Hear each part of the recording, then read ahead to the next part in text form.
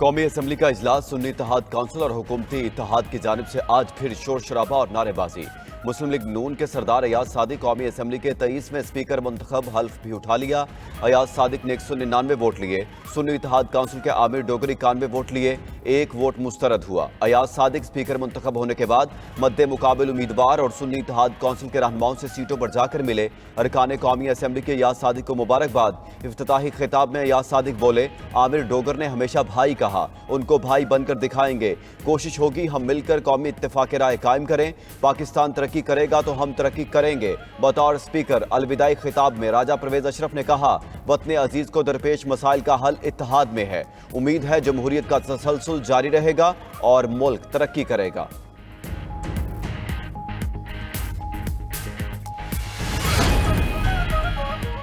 नौ मुंतखब स्पीकर अयाज सादिक ने deputy speaker के लिए वोटिंग शुरू करा दी। पीपल्स पार्टी के गुलाम मुस्तफा शाह और सुन्नी इत्तेहाद काउंसिल के जुनेद खान में मुकाबला। JUI, ANP, BNP, पश्तूनख्वा मिली अवामी पार्टी ने इंतखाब का बाइकआउट कर रखा है। उधर अयाज सादिक को स्पीकर मुंतखब होने पर नवाज शरीफ और शहबाज शरीफ की मुबारकबाद। कहा, इंशाअल्लाह सरदार अयाज सादिक जमहूरियत के इस्तेहकाम और पार्लिमानी रवायात के फरोग में फाल किरदार अदा करेंगे।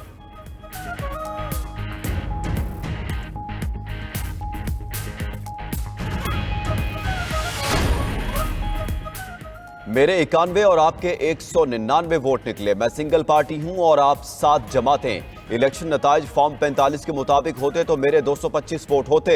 सुन्नी इत्तेहाद काउंसिल के आमिर डोगर का इजहार ख्याल, बोले, गुज़श्ता रोज असेंबली का सेशन इफ्तिताही नहीं ताज़ियती था। ताकत का सरचश्मा आवाम का होना सिर्फ किताबी बातें रह गई हैं।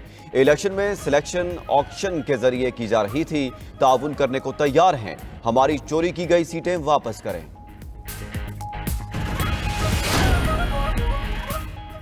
पाकिस्तान मुश्किल हालात से गुजर रहा है। कुछ लोग इस पार्लियामेंट को बकरा मंडी बनाना चाहते हैं। सब वादा करें ताकत का सरचश्मा ये ऐवान होगा। सरबराह पश्तूनख्वा मैप महमूद खान अचकजई का खिताब, बोले, कोई माने या ना माने, बानी PTI के नुमाइंदे अवाम की ताकत से पार्लियामेंट में आ गए हैं। अगर ये पार्लियामान 4 मार्शा अल्लाहों को माफ कर सकता है तो बानी PTI और उनके साथियों को भी माफ कर दिया जाए।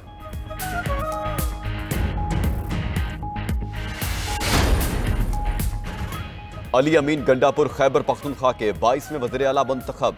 आज़ाद उम्मीदवार अली अमीन गंडापुर को 90 वोट मिले।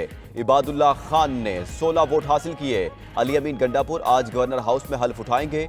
ऐवान में खिताब में बानी PTI के एतमाद पर पूरा उतरने का अज़्म। तमाम अरकान से करप्शन न करने का हल्फ लिया। पुलिस को 9 मई की बगैर सबूत FIR 1 हफ्ते के अंदर खत्म करने का हुक्म। बोले, बानी PTI का ओपन और शफाफ ट्रायल होना चाहिए। हमारी खवातीन के साथ जुल्म का भी अजाला किया जाए। मजीद कहा, इलेक्शन कमीशन अपनी जिम्मेदारी में नाकाम रहा। चीफ इलेक्शन कमिश्नर मुस्ताफी हों। चीफ जस्टिस जुडिशल कमीशन बनाकर धांधली की तहकीकात कराएं। हम खुद को पेश करते हैं। आए हमारे हल्के खोलें। अवाम को दहशत गर्दी के खात्मे और क़याम अमन की यकीन दहानी। टैक्स ना देने वालों की कानें बंद कराने का ऐलान।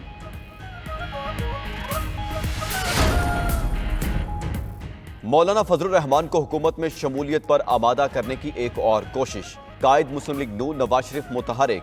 मौलाना फजलुर रहमान से उनकी रहायशगाह पर मुलाकात। मौजूदा सूरत हाल पर तबादला ख्याल। नवाज शरीफ ने मौलाना फजलुर रहमान से वज़ीर आज़म और सदर ममलिकत के वोट के लिए हिमायत मांग ली। साथ चलने की दावत। मुलाकात में इसहाक डार, एहसन इकबाल, ख्वाजा साद रफीक, राना सनाउल्लाह शरीक, गवर्नर खैबर पख्तूनख्वा हाजी गुलाम अली, अब्दुल गफूर हैदरी, असलम गौरी शरीक।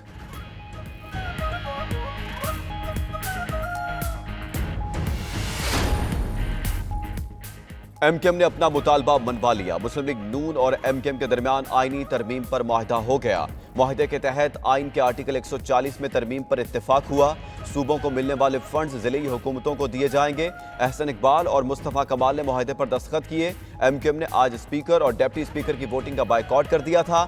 अयाज सादिक ने मनाया और मुआहदा तय पाने पर वोट कास्ट किए।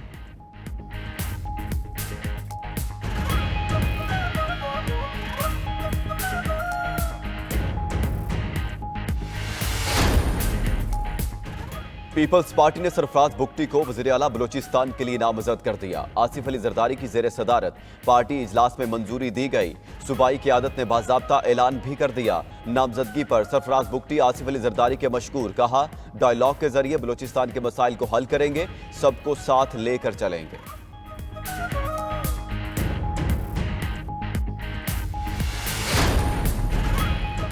मुल्क का नया सदर कौन होगा? इंतखाबी दंगल 9 मार्च को सजेगा। सदारती इलेक्शन के लिए कागजात नामजदगी कल दोपहर 12 बजे तक जमा करवाए जा सकते हैं। कौमी असेंबली हॉल और 4 सूबाई असेंबली हॉल में वोटिंग होगी। सेनेट की 6 खाली नशिस्तों पर इलेक्शन का शेड्यूल भी जारी। सेनेट की सीटों के लिए वोटिंग 14 मार्च को होगी। कागजात नामजदगी 3 मार्च तक जमा कराए जा सकेंगे। 10 मार्च तक वापस लिए जा सकते हैं। कौमी असेंबली में डिप्टी स्पीकर के लिए वोटिंग के दौरान तारिक बशीर चीमा की रूल्स की खिलाफ वर्जी। काफली के रुकने कौमी असेंबली ने बैलेट पेपर बॉक्स में डालने से पहले शो कर दिया। स्पीकर सरदार अयाज सादिक तारिक बशीर चीमा को बैलेट शो करने से मना करते रहे। उधर अवामी नेशनल पार्टी के एमपीए अरबाब उस्मान का पार्टी पॉलिसी के खिलाफ वोट। पार्टी के वाहिद मुंतखब एमपीए ने वजीर आला के इंतखाब में वोट डाला। पार्टी के सरबराह असफंद यार वली की जानिब से इंतखाब में हिस्सा न लेने का ऐलान किया गया था।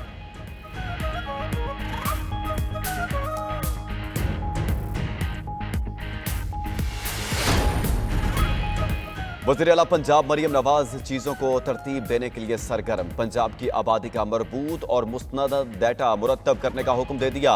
आला सतह इजलास में बोली, डेटाबेस अथॉरिटी की तश्कील से मौशी पॉलिसी साजी में मदद मिलेगी। सोशल प्रोटेक्शन प्रोग्राम में आसानी होगी। वज़ीर आला ने लाहौर में दुकानों के बाहर रखा सामान हटाने के लिए इंतजामिया को भी 1 माह की मोहलत दे दी। रेढ़ी बान मुतय्यन जगहों पर ठेले लगाएं।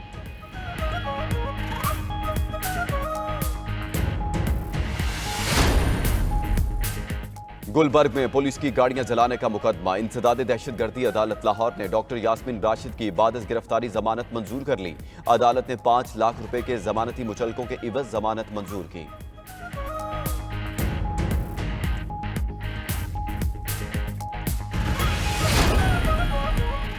और कराची में कहीं हल्की कहीं तेज बारिश। नाजिमाबाद, सदर, लांढी, औरंगी टाउन में तेज बारिश।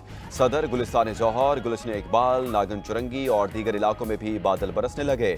नशेबी इलाके डूब गए, शहरियों को मुश्किलात। कराची वाटर कॉरपोरेशन की मशीनरी निकासी आप में मसरूफ। बल्दिया उज़्मा के तमाम मुलाजमीन की छुट्टियां मनसूख हैं। उधर लाहौर, रावलपिंडी समेत पंजाब के मुख्तलिफ इलाकों में भी बादल बरस पड़े। खैबर पख्तूनख्वा के बेशतर अजला में बारिश और पहाड़ों पर बर्फबारी। सर्दी की शिद्दत में इजाफा। मलका का हिसार मरी में रात से बारिश जारी। इंतजामिया का सयाहों को गैर जरूरी ना निकलने का मशवरा।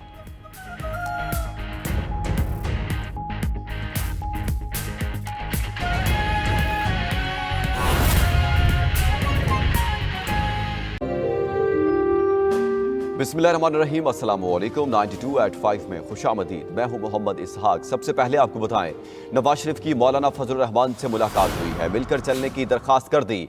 वज़ीर आज़म के इंतखाब में शहबाज शरीफ के लिए वोट भी मांग लिया। ज़राए के मुताबिक नवाज शरीफ ने मसाइल के हल के लिए मिलकर लाहे अमल बनाने की पेशकश की है। मौलाना फजलुर रहमान ने कहा कि वो पार्टी में मुशावरत के बाद जवाब देंगे। इस पर मजीद बात करेंगे नुमाइंदा खसूसी जावेद हुसैन से। जावेद हुसैन, मुलाकात का अहवाल बताइएगा। जी देखें, ये मुलाकात जो कि अहम मुलाकात थी सियासी पस मंजर में, उसमें मौलाना फजलुर रहमान के घर कायद मुस्लिम लीग नून नवाज शरीफ जो है वो आए और अभी ये मुलाकात खत्म हो चुकी है। अपने वफ्द के हमरा यहाँ पहुंचे थे और अभी जो कायदीन और इनके रहनुमा बाहर निकले, उन्होंने जो हमसे बात की उसमें बताया कि एक बस्पत और मुसलसल जो राब्ते हैं उसमें मस्बत पेशरफ्त है आज की मुलाकात में।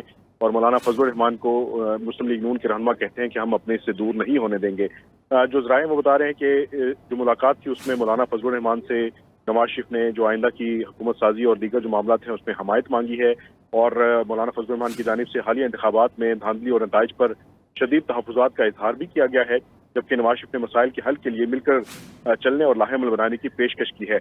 पार्लियामान में वज़ीर आज़म के लिए शहबाज शरीफ को वोट की दरख्वास्त भी की गई है। मौलाना फजलुर रहमान ने नवाज शरीफ का जो है नवाज शरीफ को अपनी मजलिस अमूमी के जो फैसले हैं उनसे मुतालिक तफसीली आगाह किया और फैसला किया कि पार्लियामान में उन्होंने बताया कि फैसला कर लिया है कि पार्लियामान में नहीं रहेंगे, बल्कि सियासत जो है वो सड़कों पर होगी और सियासी जमातों से गिले शिकवे जो है वो नहीं है। लेकिन जो जिम्मेदार हैं इलेक्शन करवाने के, जिसमें इलेक्शन कमीशन और दीगर इदारों की उन्होंने बात की, तो उस पर उन्होंने कहा कि तहफ़्फ़ुज़ात हैं, जिस पर मियां मोहम्मद नवाज शरीफ की जानिब से कहा गया कि मिल बैठकर इन मसाइल का हल तलाश किया जा सकता है। और इस मुलाकात के 2 हिस्से थे। एक हिस्से में मौलाना फजलुर रहमान और नवाज शरीफ के दरमियान 1-on-1 मुलाकात हुई और दूसरी मुलाकात। जावेद हुसैन, बहुत शुक्रिया, आप हमें अपडेट कर रहे थे।